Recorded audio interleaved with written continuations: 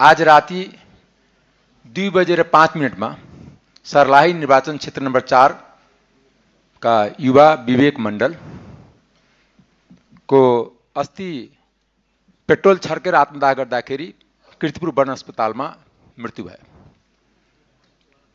म दिवंगत आत्माप्रति श्रद्धाञ्जली व्यक्त गर्न चाहन्छु र शोक सन्तप्त परिवारमा संवेदना व्यक्त गर्न चाहन्छु। यो हप्तामै 3 जना युवा आत्मदाह गरेर मृत्युवरण गरे।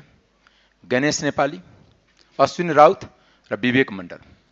म तीनै जना प्रति हार्दिक श्रद्धाञ्जली व्यक्त गर्न चाहन्छु र तीनै जनाको प्रति संवेदना व्यक्त गर्न चाहन्छु।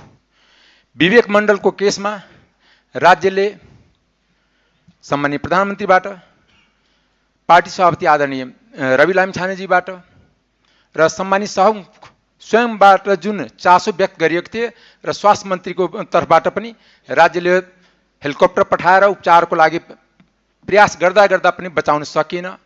तर प्रयास गरेको कारणले म त्यो क्षेत्रको जनप्रतिनिधिको नाताले सम्माननीय सभामुखलाई पनि म जिल्लाई पनि धन्यवाद दिन चाहन्छु। सम्माननीय प्रधानमन्त्री र उहाँको सचिवालय, पार्टी सभापति रवि लामिछानेजी र स्वास्थ्य मन्त्री र उहाँको मन्त्रालयलाई पनि धन्यवाद दिन चाहन्छु।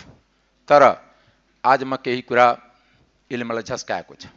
एउटा अनुभवी सांसदको नाताले म केही कुरा राख्न चाहन्छु, किनकि अनुभव पनि एउटा धेरै माने राख्छ। आज हाम्रो राज्य सङ्कटमा छ, जनतामा नैराश्यता छ। यो देशमा बाँच्न सकिन्न, गर्न सकिन्न। यो भाषा निर्माण यो संसदबाट कम्ती नगरौँ। म करबद्ध प्रार्थना गर्छु कि सम्पूर्ण राजनीतिक दललाई, संसदमा प्रतिनिधित्व गर्ने सम्पूर्ण राजनीतिक दललाई, संसद बाहिर प्रतिनिधित्व गर्ने राजनीतिक दललाई हामी यसलाई घोचपेचको विषय नबनाऊ। राज्य रह्यो भने, जनता रह्यो भने, लोकतन्त्र रह्यो भने फेरि हामी राजनीति गरौँला। कोही सत्ता पक्षमा होला, कोही प्रतिपक्षमा होला। सत्ता र प्रतिपक्ष थाहै होइन। यो निरन्तरता छ। को जो आज सत्तामा छ भोलि प्रतिपक्षमा होला, जो हिजो सत्ता पक्षमा थियो आज प्रतिपक्षमा छन्। तर जनता र लोकतन्त्र समाप्त भयो भने हामी कहीँको नरहौँला। आज देशमाथि सङ्कट छ, आज जनतामाथि सङ्कट छ।